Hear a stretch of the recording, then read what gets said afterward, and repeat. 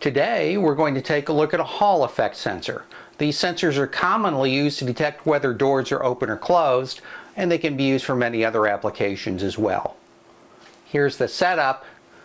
It's pretty basic. We have an Arduino, we have the Hall effect circuit, we have a magnet to activate it, and we have a connection from the circuit to the I/O port of the Arduino. The software for a demonstration of the circuit is simple. We can set up this pin as an interrupt pin. We can also use polling to periodically check the status of the input. Let's take a closer look at the circuit itself. The circuit is simple. We have the Hall effect sensor here. We have power and ground connections back to the Arduino power supply, in this case 3.3 volts. We have a wire from the output of the Hall effect sensor back to a general purpose I/O pin. We have a pull-up resistor here connected from the positive power supply back to the output pin. It's in the 10 kilo ohm range. Connected a small capacitor here between power and ground to help smooth out any noise that may be injected into the power supply. Not strictly necessary in a simple demonstration like this, but could be important in a more realistic application.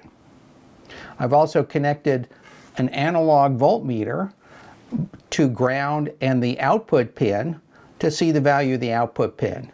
You can see here that it's at about the power supply level of 3.3 volts.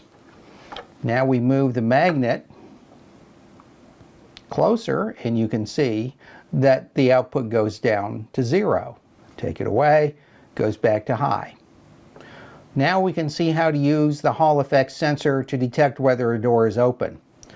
Put the sensor itself in the door frame, put the magnet in the door. Door is closed, output is low. Door is open, output is high. Door closes again, output goes low. We can also try swapping the magnet to use the opposite pole. And we see that the Hall effect sensor is not at all sensitive to the other pole of the magnet.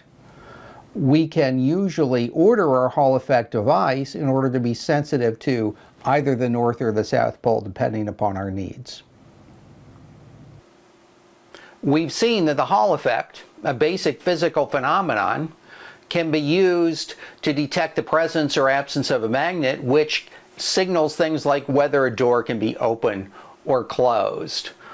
The voltage output of the Hall effect sensor swings between a high voltage and a low voltage, which easily can be used as digital values. Those digital values can be used to generate events in software for processing in an application. Thanks for watching.